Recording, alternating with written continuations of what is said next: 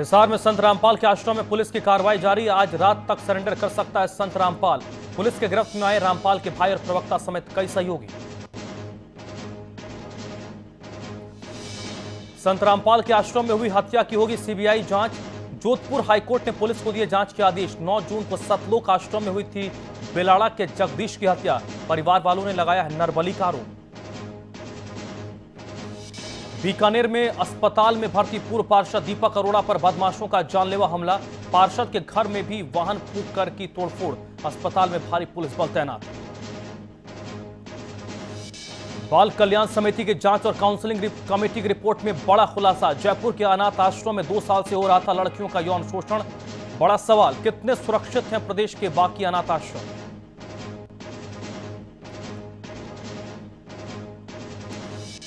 उदयपुर के एमबी अस्पताल की लापरवाही। हॉल में रखे एक्सपायर हो गई हैं जरूरी दवाइयां। मामले से डॉक्टर ने झाड़ा पल्ला। कहा जगह कम होने की वजह से हॉल में रखी गई हैं दवाइयां। प्रतापगढ़ का सरकारी स्कूल बना शराबियों का अड्डा। स्कूल में मिली शराब की खाली बोतलें। शराब पीने के बाद शराबियों ने स्कूल में ही फोड़ी बोतलें। सादुल शहर में रेलवे पुलिस की संवेदनहीनता। सुबह से दोपहर तक रेलवे स्टेशन पर पड़ी रही युवक की लाश। सूचना के बाद भी समय पर नहीं पहुंची पुलिस। सीकर में गरमाया जेल में कैदी की मौत का मामला। परिजनों ने शव लेने से किया इनकार। पुलिस पर बुरी तरीके से पीटने का आरोप लगाकर कर रहे हैं न्यायिक जांच की मांग।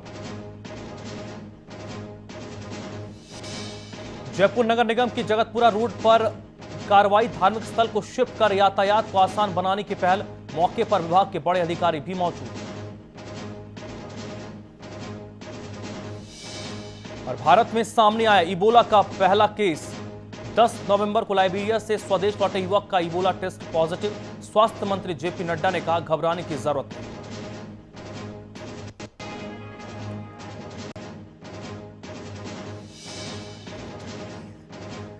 बहुत हो गई हौसलों की उड़ान। बिना हथियार अपराध पर कैसे लगे लगाम। डंडे का हो रहा AK-47 से मुकाबला। खोखले दावों में अपराध कम कर डाला। हाईटेक अपराधी, लुटी पिटी पुलिस। नमस्कार, बिग बुलेटिन में आपका स्वागत है। आपके साथ मैं धर्मराज सिंह। 4 साल में पुलिस पर हमले के 70 मामले दर्ज किए गए, लेकिन विभाग के अधिकारी खुद को हाईटेक बता रहे हैं। कुख्यात अपराधियों का पीछा पुलिस ने अपनी पुरानी बंदूक से की, लेकिन पुलिस एकेडमी के डायरेक्टर बता रहे हैं कि उन्होंने बदली हुई परिस्थितियों में प्रशिक्षण का सिलेबस बदल दिया है। अब सवाल है कि हाईटेक अपराधियों से निपटने के लिए पुलिस को किस तरीके से तैयार किया जा रहा है। क्या दावों और हकीकत के बीच का फर्क गहरा है, या विभाग के अधिकारी बेफुजल गुमान में अपना हाईटेक सामान छुपा रहे हैं? आज बिग बुलेटिन में ऐसे मुद्दे पर हम चर्चा करेंगे, और इस चर्चा की शुरुआत करें उससे पहले आप ये रिपोर्ट देखिए। 1 लाख पुलिस कर्मियों के पास महज 12,000 हथियार हैं। साल 2011 में पुलिस पर हमले के 23 मामले दर्ज हुए। साल 2013 में यह आंकड़ा 47 पर जा पहुंचा। साल 2014 जुलाई तक 23 मामले और दर्ज हुए।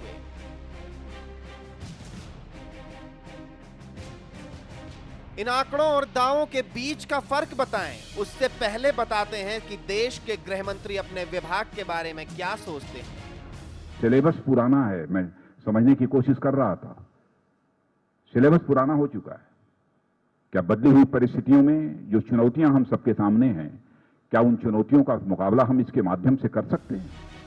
केंद्र के गृह मंत्री को बदली हुई परिस्थितियों में बदला हुआ सिलेबस चाहिए, लेकिन सूबे में पुलिस अकादमी के डायरेक्टर पद को सुशोभित कर रहे BL सोनी ने जैसे पहले ही सारा सिलेबस बदल दिया है।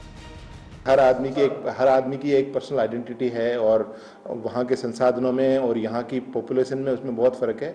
फिर भी मैं आपको दावे के साथ कह सकता हूँ कि इंडियन पुलिस बाकी अंतर्राष्ट्रीय पुलिस से कमजोर नहीं है। तो सुना आपने, इन्हें अपने विभाग पर इतना गुमान है कि ये अपनी पुलिस की तुलना अंतर्राष्ट्रीय स्तर पर कर रहे हैं। भले ही इनका विभाग अर्दली की पत्नी के रेप के आरोप में अपने ही IPS अधिकारी मधुकर टंडन को 17 साल से नहीं खोज पाया है।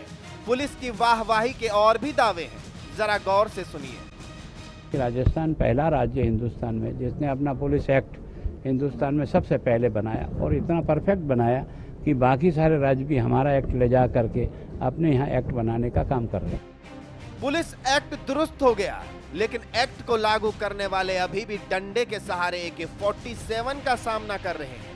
अभी कुछ रोज पहले का ही मामला है जब कुख्यात अपराधी का पीछा कर रही पुलिस टीम पर हमला हुआ। हमले में हेड कांस्टेबल फैज मोहम्मद की मौत हो गई। उनके सम्मान में शहादत की शहनाई बजाई गई और बस पुलिस का काम पूरा हुआ। जांच हुई तो बदमाशों की गाड़ी में बड़े हथियार निकले।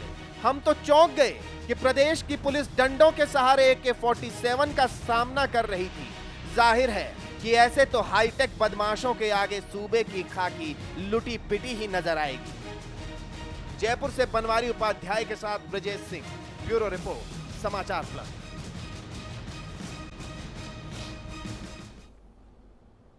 तो आखिरकार AK-47 का मुकाबला लाठी से एक पुलिस वाला कैसे कर सकता है? हर चीज के लिए क्या हम पुलिसकर्मी को दोषी ठहराएंगे? आज हम बिग बुलेटिन में इस मुद्दे पर चर्चा करेंगे। चर्चा में आगे हमारे साथ मेहमान जुड़ेंगे, लेकिन आज चर्चा की शुरुआत मैं अपने मैनेजिंग एडिटर अमिताभ अग्निहोत्री जी से करूंगा। अमिताभ जी, जो रिपोर्ट हमने दिखाई वो कहीं ना कहीं सोचने पर विवश करती है सरकार के लिए भी कि आप अपने पुलिसकर्मियों को अत्याधुनिक हथियार मुहैया कराइए, तभी आप उनसे कुछ अच्छे रिजल्ट की अपेक्षा करिए। देखिए, कई कोणों पर राज्यों में पुलिस की स्थिति खराब है, उसमें राजस्थान भी अपवाद नहीं। अभी गुलाब जी ने कुछ समय पहले कहा था कि राजस्थान में 70,000 गांव हैं और मेरे पास कुल 40,000 पुलिस है। मैं एक गांव में एक पुलिस वाला भी तैनात नहीं कर सकता, मैं क्या करूं? एक बात। दूसरी बात, पुलिस के पास जो संसाधन होने चाहिए।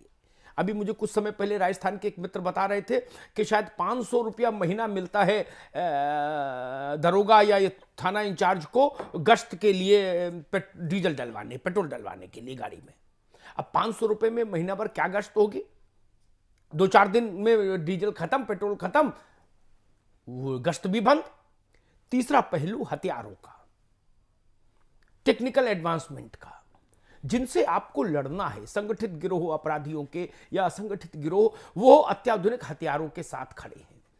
दुनिया में जितने भी किस्म के हथियार हैं वो सब स्मगल होके हर देश में उपलब्ध हैं। भारत भी उसका अपवाद नहीं। जब वो अत्याधुनिक हथियारों से आपके सामने खड़े होते हैं, तब आप भारत की पुलिस, राजस्थान की पुलिस एक परंपरागत लाठी डंडा या मैं कहूं राइफल या डबल बैरल बंदूक, इस तरह के हथियार लेकर जब जाती है तो लड़ाई वहीं खत्म हो जाती है। लड़ाई लड़ने लायक स्थिति ही नहीं पैदा होती। और इसके अलावा जो 2 प्रश्न और भी हैं पुलिस की स्थिति खराब होने के, वो मुझे लगता है वो ये है, एक तो पुलिस की जो निचला स्टाफ है राजस्थान में या देश में कहीं भी, उसके साथ बड़ी नाइंसाफी हो रही है। सबसे ज्यादा जिम्मेदारी उसके ऊपर, सबसे ज्यादा महत्वपूर्ण बीट कांस्टेबल और सबसे ज्यादा दुर्दशा उसकी।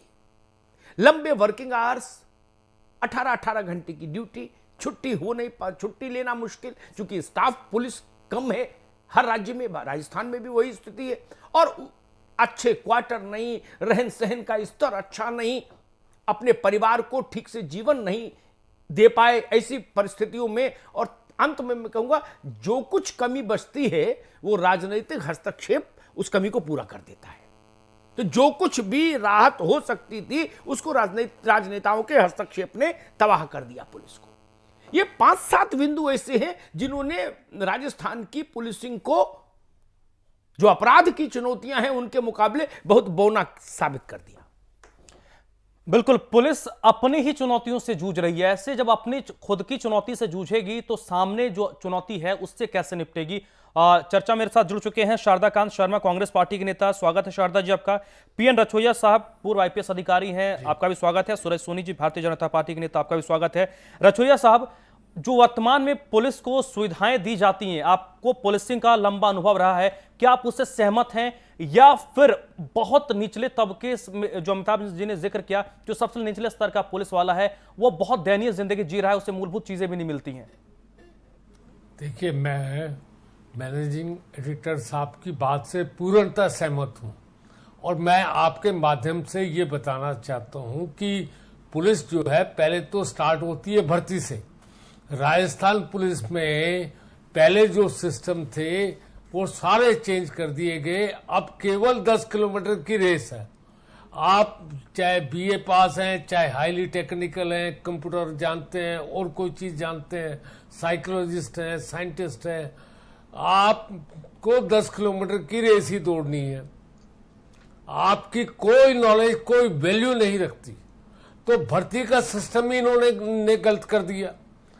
और इसके अंदर हो क्या रहा है कि राजस्थान में बाकायदा गांव के अंदर जो लोग रहते हैं और शहरों में जो लोग रहते हैं, शहरों के बच्चे इतने 10-10 किलोमीटर की दौड़ नहीं कर सकते। कई जातियां ऐसी हैं जिनको पूरी तरह बेचारों को जीवन यापन का पूरा साधन भी नहीं है।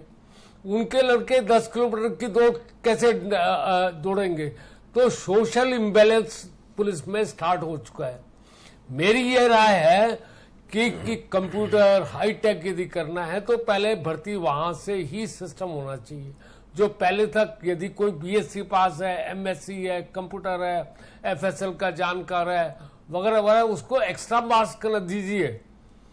ये 10 किलोमीटर की दौड़ जो है, चलिए, एक तो ये सिस्टम बिल्कुल, यानी मूल हमें एक सेकंड, बिल्कुल सर, एक सेकंड, जहां तक ट्रेनिंग की बात है, राजस्थान पुलिस एकेडमी में जाके तो देखिए, वहां सारे क्वार्टर जो है ट्रेनिंग के अंदर बना दिए गए, वहां जगह ही नहीं है। आपकी ट्रेनिंग जो है 9 महीने की ट्रेनिंग है, उसके अंदर 72 दिन की छुट्टियां हैं, और आपने वहां पुलिस एकेडमी में जहां कांस्टेबल को ट्रेन करते हैं। चलिए रछोया साहब, आप बहुत मूलभूत चीजों की बात कर रहे हैं और वाकई इसमें तब्दीली लानी होगी। आगे भी हम आपसे इस मुद्दे पर बात करेंगे। शारदा कांत जी, आखिरकार इस बदलाव क्यों नहीं हो रहा सिस्टम में? हर चीज में जब बदलाव हो रहा है तो पुलिस वालों और पुलिसिंग सिस्टम में बदलाव क्यों नहीं हो रहा? धर्मराज जी, मैं रछोया साहब की बात से 100% सहमत हूं। निश्चित रूप से अब पुलिस के भर्ती में, पुलिस की चयन प्रक्रियाओं में आमूलचूल परिवर्तन किया जाना चाहिए। और हथियारों से लड़ने के लिए हथियार जरूरी होते हैं, लेकिन मनोवैज्ञानिक दृष्टिकोण, प्रशिक्षण, ये दोनों की महती आवश्यकता है आज के इस दौर में, जब साइबर क्राइम आ चुके हैं। इंटरनेट अपने आप में एक बहुत बड़ा क्राइम का जरिया बन चुका है। ऐसे दौर में जब तक कि उनके प्रशिक्षण को बिल्कुल आधुनिकीकरण नहीं कर दिया जाएगा, तो आजकल बंदूकों और ये AK-47 वगैरह जितने भी हथियार हैं, उनका इस्तेमाल तो हो रहा है जहां कहीं बहुत अलग तरीके से हो रहा है, लेकिन जो साइकोलॉजिकल क्राइम हो रहे हैं अब, चाहे वो फोन पर दिन भर में विज्ञापन आए कि 2.5 करोड़ की लॉटरी आप जीत गए हैं, आप मेरे को अपना आईडी दीजिए, आप 25,000 रुपए बैंक में जमा करा दीजिए, आए दिन जयपुर में अखबारों में पढ़ने में आता है। तो प्रशिक्षण की बहुत बड़ी आवश्यकता है, और इस प्रशिक्षण के अभाव में पुलिस महकमा अपनी साख खोता जा रहा है। ये मेरा ठीक है। सुरेश सोनी साहब, अगर सामने कोई अपराधी है, उसके पास AK-47 है और आपके पुलिस के पास अगर 303 है, कैसे मुकाबला होगा? देखिए, निश्चित तौर पे जो पुलिस सुधार की बात की जा रही है और पुलिस को आधुनिक करने की बात की जा रही है, तो मेरा मानना भी यही है कि पुलिस को आधुनिक होना चाहिए और सशक्त पुलिस वो एक दुर्दांत जो अपराधी है उनका सामना कर पाएगी, उनसे जो है लोहा ले पाएगी और जनता की सुरक्षा कर पाएगी। और आज स्थितियां जो है उनके अकॉर्डिंग, हाँ ठीक है, चल रहा है। राजस्थान पुलिस पिछले 2-3 वर्षों में, इसको राजनीतिक चश्मे से नहीं देखना चाहिए, आधुनिक होती जा रही है, कंप्यूटर पे FIR लिखी जा रही है, और उनको जो हथियार है वो भी AK-47 और 7.62 SLR तक उनको दी जा रही है। लेकिन ये पर्याप्त नहीं है। मैं समझता हूं कि जिस प्रकार से अपराध बढ़ रहे हैं और पड़ोसी राज्यों से जिस प्रकार से अपराधियों की, हथियारों की खेप आती जा रही राजस्थान के अंदर, और पिछले काफी समय से आवाजाही का केंद्र राजस्थान बन चुका है, उसको देखते हुए, समझते हुए, जनता की सुरक्षा करने के लिए, खुद की सुरक्षा करने के लिए जितना ज्यादा इनका आवश्यकता है, मैं समझता हूं कि वो पर्याप्त मात्रा में हथियार है और न इनके पास में ट्रेनिंग है। तो ये जो मसला है, इसको बिल्कुल अभी ठीक है। अमिताभ जी, अभी 2 दिन पहले DGP साहब कुछ कह रहे थे कि अवैध हथियार बहुत ज्यादा आ रहे हैं, हमें उनसे लड़ना पड़ेगा। अगर अवैध हथियार आ रहे हैं तो आपको कम से कम अपने पुलिस वालों को तो मजबूत हथियार दीजिए लड़ने के लिए। मैं तो कहता हूं 3 हिस्सों में आपको पुलिस को बांटना पड़ेगा। मैं बहुत जानकार नहीं, लेकिन मैंने सामान्य अपने पत्रकारिता के जीवन में जितने ढंग की चुनौतियां देखी, उन्हीं से कुछ नतीजे निकाले। 3 हिस्सों में पुलिस को बांटिए। एक हिस्सा वो जो कानून व्यवस्था के लिए जिम्मेदार हो, उसमें मंत्री जी की सुरक्षा से लेकर और डाकू डकैत से लड़ने तक का सब काम शामिल है। अब वो अत्याधुनिक हथियारों से लैस ही होनी चाहिए, वहां कोई टेक्नोलॉजी काम नहीं आएगी। गोली चलेगी तो गोली ही चलेगी, तब प्राण तभी बचेगा जब बुलेट प्रूफ जैकेट पहने होंगे। तब वैसे नहीं बचेगा कि कलप लगा था ड्रेस में फिर भी मर गए। बताओ, कलप से गोली नहीं रुकेगी। बुलेट प्रूफ जैकेट होनी चाहिए आपके पास, यानी वैसे संसाधनों वाला एक विंग। एक दूसरा विंग होना चाहिए जो इन्वेस्टिगेशन का काम करे। केवल हमारे यहां मिक्स कर देते हैं तो किसी दिन की नहीं रहती व्यवस्था। और तीसरी बात जिसकी ओर शारदा जी इशारा कर रहे थे, वो इस नए दौर की देन है। एक ऐसी विंग होना चाहिए, साइबर क्राइम सेल नहीं, एक ऐसी विंग होनी चाहिए जो दुनिया के अच्छे अच्छे टेक्नोलॉजिस्ट जो हैं, तकनीक की जानकार है, उनके एटपार योग्यता वाले लोग वहां हो, जो नीचे के स्तर तक को रिफ्रेशर कोर्स कराते रहे, सिपाही तक को समझाते रहे कि भाई दुनिया बदल रही है, इसको इस नजरिए से भी देखना होगा, इस टेक्नोलॉजी का यहां इस्तेमाल करना होगा। ये 3 हिस्सों में पुलिसिंग को बांटना चाहिए। एक दूसरा, मैं बार बार जिसकी ओर इशारा कर रहा हूं, वो चीज जब तक दुरुस्त नहीं होगी, मेरे जैसी मोटी बुद्धि के आदमी की समझ शारदा जी है, कुछ काम नहीं होगा। जो पुलिस का जो नींव है वो डीजीपी नहीं है, होम सेक्रेटरी थोड़ी ना जो कुछ करता है। जो बीट कांस्टेबल है, जो ट्रैफिक का सिपाही है, उसको सम्मान दीजिए, उसको सम्मान पूर्वक जीवन जीने लायक संसाधन दीजिए, उसके वर्किंग आवर्स को रेगुलराइज कीजिए, उसको यातना और प्रताड़ना से बचाइए, तब पुलिसिंग मजबूत होगी। लीड कौन लाता है? सिपाही लाता है ना, कि साहब उस मोहल्ले में एक अजनबी आदमी घूमता पाया गया, उस पर निगाह रखी जाए। ये लीड तो बीट कांस्टेबल ही लाएगा ना, सिपाही ही लाएगा। मूल है सिपाही, और हमारे शासन ने सबसे ज्यादा उपेक्षा की सिपाही की, जो मूल है उसका, पुलिस का। एसएसपी साहब तो अपने लिए लड्डू का इंतजाम और भी तरीकों से कर लेंगे, सिपाही कहां जाएगा? उनके जो क्वार्टर्स बने हैं उनमें जाके देखिए, रहने लायक हैं क्या वो?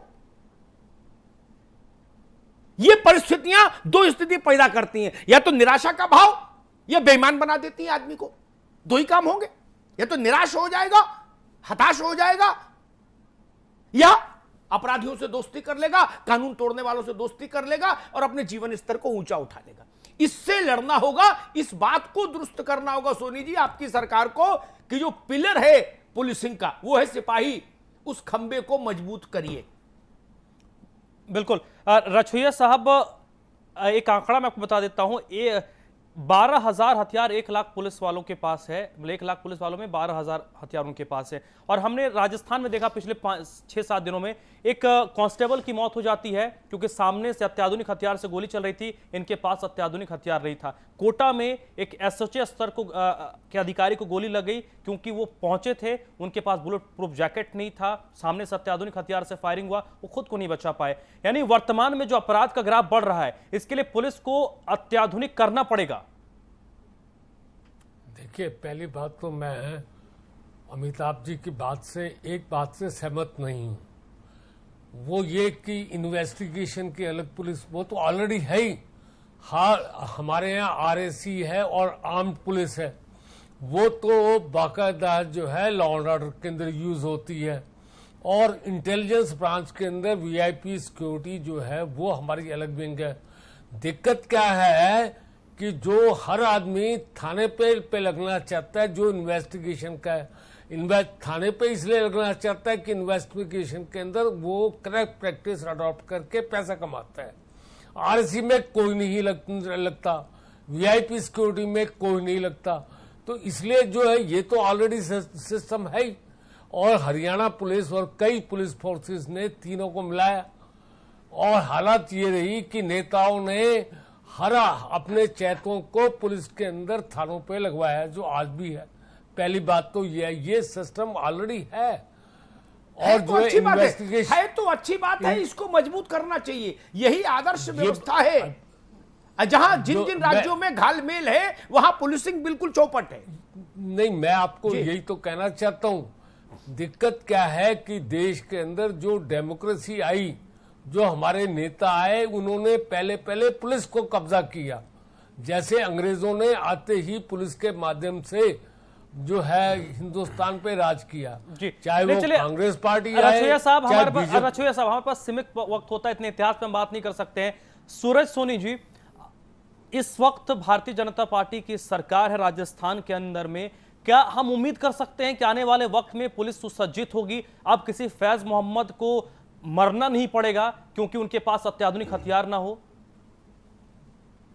धर्मराज जी, निश्चित तौर पे पिछले 10 दिनों में जो मंथन चल रहा है वो केवल पुलिस को लेकर के चल रहा है। पुलिसिंग की प्रणाली और पुलिस को आधुनिक करने पे और पुलिस को जनता और पुलिस के बीच में एक संवाद अच्छा स्थापित हो, विश्वास परंपरा कायम रहे और पॉलिटिकल जो विल पावर है वो अधिक बढ़ने के बाद भी हमारी सरकार में विचार चल रहा है, मंथन चल रहा है। और आने वाले समय में आप देखेंगे कि हमारी पुलिस आधुनिक भी होगी, उसका इकबाल भी बुलंद होगा।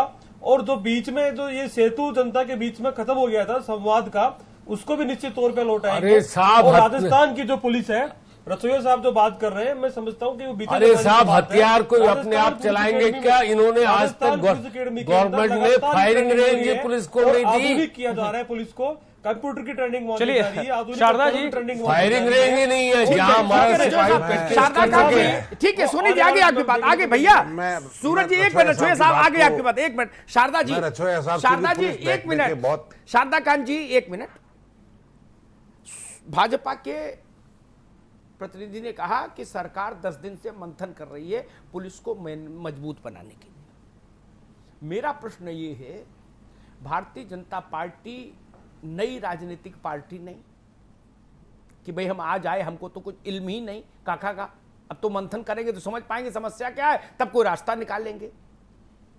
राजस्थान में शासन कर चुकी कई दफा जो पार्टी, जो आज मुख्यमंत्री हैं, वो मुख्यमंत्री रह चुकी 5 वर्ष पहले इस राज्य की। पुलिस की समस्याएं क्या हैं, उन पर समाधान का काम होना चाहिए था कि अभी भी विचार मंथन का ही दौर चल रहा है। शारदा जी, बिल्कुल सही कह रहे हैं, बिल्कुल सही कह रहे हैं। उम्र दराज मांग कर लाए थे 4 दिन, 2 आरजू में कट गए 2 इंतजार के में, बात खत्म हो जाएगी, हो गया आधुनिकीकरण। शारदा जी, शारदा जी आवाज आ रही है आपको? जी आ रही है मुझे, बोलिए। अमिताभ साहब बिल्कुल सही कह रहे हैं। मैं इच्छा शक्ति की ही बात कर रहा हूं। मंथन करते करते तो समय निकल जाएगा। अशोक गहलोत जी की इच्छा शक्ति थी तो संत आसाराम बापू को गुजरात से खींच लाए थे। लोग दावा करते थे लाखों लोग मर जाएंगे, वो कागज के पत्ते की तरह से उठा लाए उनको। तोगड़िया जी यहां त्रिशूल लेकर के बांटते डोल रहे थे पिछले शासन में, धार्मिक उन्माद फैलाने आए थे। अशोक गहलोत जी की इच्छा शक्ति थी, तोगड़िया जी को 2 मिनट में ला करके बंद कर दिया। कोई त्रिशूलधारी, कोई उनके अनुयायी नहीं आए। इच्छा शक्ति राजनीतिक होनी चाहिए, उसका निश्चित रूप से अभाव नजर आ रहा है। अमिताभ साहब की एक बात को मैं 100% एंडोर्स करता हूं। जब हम रास्ते में जाते हैं कार चलाते हुए, ट्रैफिक पुलिस का सिपाही उन सारे प्रदूषणों को झेलने के लिए मजबूर होता है, उसके चेहरे पर मास्क नहीं होता। वो पानी पीने के लिए किसी न किसी दुकानदार पर निर्भर होता है। इनकी बूथ केबिन जो बनी हुई है चौराहों पर, उन पर पानी का कोई कंटेनर नहीं होता। अधिकारी आ जाते हैं तो बिस्लरी की बोतलें आ जाती हैं। हम लोग महसूस करते हैं कोई सी भी सरकार हो, उसका दायित्व है कि उस दायित्व का निर्वहन करे। रछोया साहब ने एक बहुत बड़ी बात कही है, पुलिस की आधुनिकीकरण की, प्रशिक्षण की।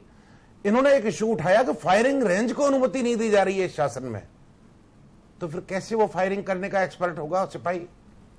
कैसे वो मुकाबला करेगा किसी आतंककारी का? तो इसलिए अमिताभ साहब ने कहा कि 3 मुद्दों पर इस महकमे को बांट देना चाहिए। एक्सपर्टाइजेशन ईच एंड एवरी विंग, कि हर विंग का अपना अपना एक प्रशिक्षित व्यक्ति वहां काम कर रहा हो। अखबारों पर निगरानी रखी जानी चाहिए कि अखबारों में किस तरीके के विज्ञापन आ रहे हैं, गुमराह करने वाले, लोगों को ठगने वाले। ये चिटफंड घोटाले क्या है? गोल्ड घोटाले हुए अभी राजस्थान में, वो क्या थे? वो गुमराह करने वाले, ठगी के वो जो मानसिक घोटाले हैं, उन पर भी निगरानी करने वाला एक मनोवैज्ञानिक दृष्टिकोण अपनाना चाहिए। बहुत महत्वपूर्ण मुद्दा उठाया राजनीति से परे हट करके। ठीक है शारदा जी। रछोया साहब, एक चीज जो बड़ा अहम है, कोई पुलिस वाला ज्वाइन करता है, उसके बाद शायद वो अपने करियर में, कई ऐसे पुलिसकर्मी होंगे जिन्होंने 1 गोलियां भी नहीं चलाई हैं, और ऐसे पुलिसकर्मी जब आपात स्थिति में पड़ जाते हैं तो उन्हें तब उनकी जान पर बन आती है। ये पुलिसकर्मियों को रेगुलर प्रैक्टिस भी मिले, इसकी भी ये भी सुनिश्चित करना होगा। देखिए, हमारे यहाँ बाकायदा रूल्स हैं। हम हर अधिकारी को, पुलिस के कांस्टेबल को साल में फायरिंग के लिए भेजते हैं। 303 की फायरिंग कराते हैं और दूसरे हमारे पास जो हथियार है, हमारे जो अमिताभ जी ने कहा, मूलभूत बात यह है कि ना तो कांग्रेस, अभी बापू आसाराम वाली बात आपने कही, बापू आसाराम को हवाई जहाज से दिल्ली से जोधपुर लाए, जोधपुर की आरएसी के गेस्ट हाउस में रुकाया। कहाँ पॉलिटिकल इच्छा शक्ति? आप किसी क्रिमिनल को हवाई जहाज से लाओगे? चाहे हवाई बीजेपी जहाज से तो लाने की मजबूरी होती है कि उसको उठा करके जल्दी से जल्दी ले आओ। अगर ट्रेन में लाओगे तो समय लगेगा। चलिए रचोया साहब, किसी भी आतंककारी, चलिए रचोया साहब, धार्मिक आतंककारी थे, उनको तत्काल लाना मजबूरी था। रचोया साहब, वक्त खत्म हो गया। अमिताभ जी, संपादकीय टिप्पणी। देखिए, मैं तो दो बातें समझ में आई। मेरी संवेदना, मेरे मन की पीड़ा सिपाही के साथ है, वो ट्रैफिक का हो या थाने का हो। एसओ साहब के जूठे बर्तन धोए सिपाही, जूता बंधवाए सीओ उससे, अपना जूते पे पॉलिश करवाए, बच्चे खिलवाए, अपने माली का काम कराएं, कुत्ते को पोटी कराए सिपाही साहब के, और शारदा जी की गाली भी खाए सड़क पर। अगर गाड़ी को हाथ दे दे, बोले जानते नहीं भाई, हैं मैं प्रदेश भाजपा युवा मोर्चा का नेता हूं, अरे वर्दी उतार के हाथ में दे दूंगा। आप किसी एसपी को तो गाली नहीं दे सकते, भले आप कितने भी बड़े नेता हो जाए। और मेरे जैसा एसपी हुआ अगर कहीं गलती से, तो उठा बंद कर देगा। आप भले मंत्री हो तो इज्जत चली जाएगी, महिमा मिटे अपार, तब क्या होगा? लेकिन सिपाही नहीं कर सकता। सोचिए, जिसके कंधे पर राजस्थान पुलिस का टैग लगा है, वो आदमी ऑटो चलाने वाले और रिक्शा चलाने वाले जितना निरीह है, उसके मनोबल पर क्या बीतती होगी। वो दिन में 10 दफे मरता है, 10 दफे। कभी कोई पत्रकार आ गया, उसने 2 खरी खोटी सुना दी, उसका अगर गाड़ी के गलती से शीशा चेक कर लिया कि भाई ये काला क्यों है। कभी कोई नेता आ गया तो उसने कहा कि भाई नौकरी से निकलवा दूंगा। और कभी कोई अधिकारी आ गया तो उसने 4 खरी खोटी सुनाई कि जो लिमका लाया ठंडा क्यों नहीं रहे। उसके पिकेट बूथ में पंखा भी नहीं, आप दरी भी नहीं देते, वो भी आसपास के दुकानदारों से मांग प्यार से ये छीन के लेनी होती है। क्या किस लिए आपने खड़ा कर दिया उसको?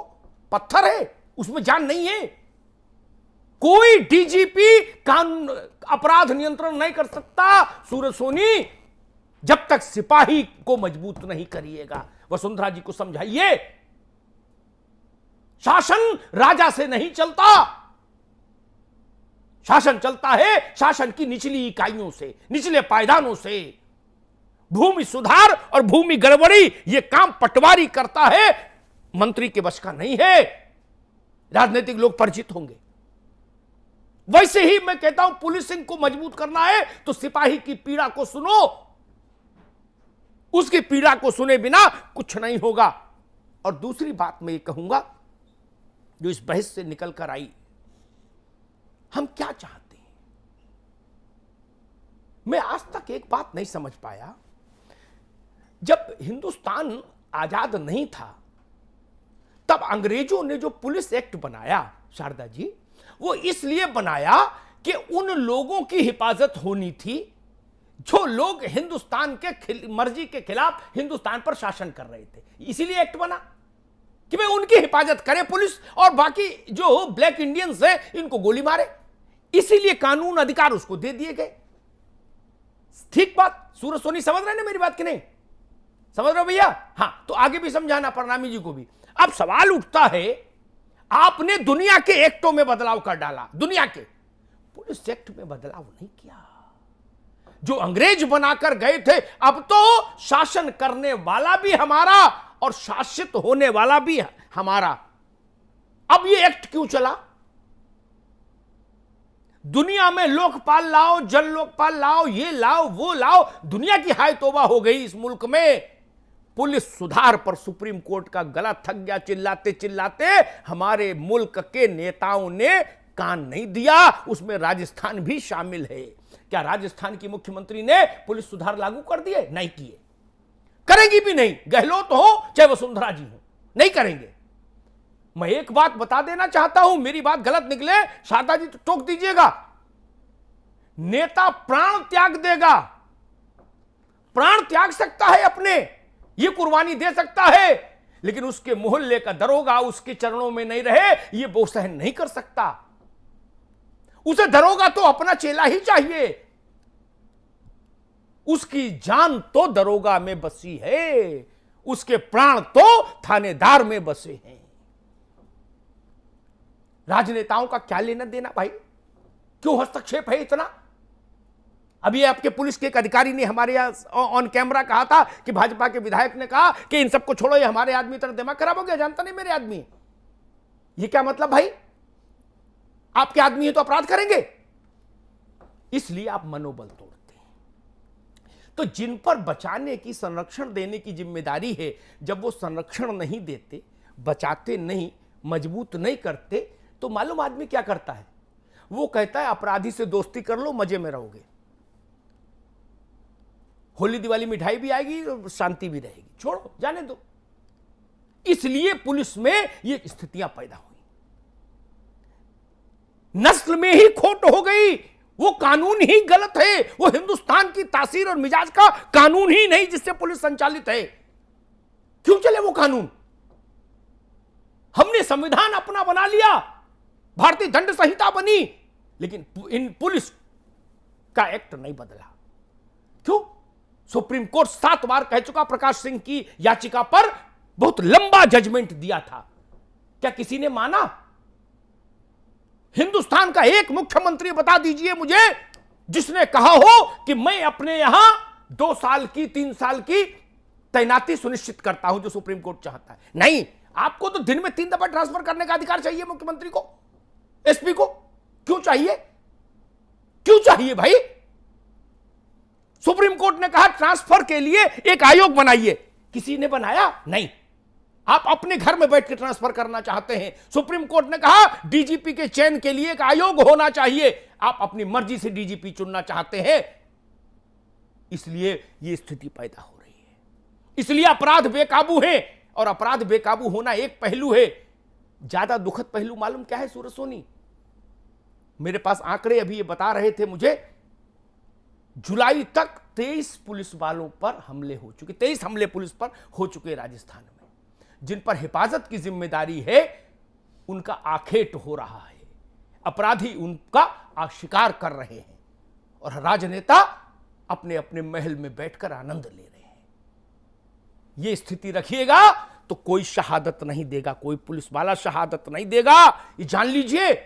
नौकरी तो करेगा, 60 साल पूरे करेगा, बाद में फंड लेके घर जाएगा शारदा जी, लेकिन शहादत नहीं देगा कोई पुलिस वाला, अगर ये देश और समाज और सरकार उसके पीछे नहीं खड़ी होगी। बहुत बहुत धन्यवाद।